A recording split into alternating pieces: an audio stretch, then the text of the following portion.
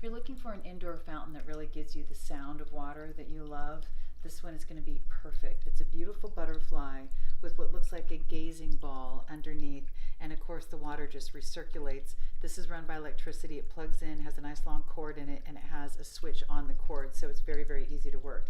It's definitely one that you're going to have to experiment with as far as the perfect amount of water in it. Because depending on if you have too much water, it might, kind of go out a little bit. Definitely put this on a surface that it's okay to get wet, because it has more water sound. It's going to have a little bit more splash.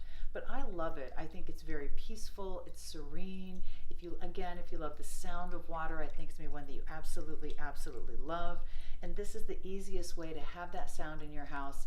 It's not a recording. It's the real thing, and it's going to be beautiful to look at. So think about where in your house you'd like to have a little bit of meditation and zen and relaxing feeling, and that'll be the perfect place for your butterfly.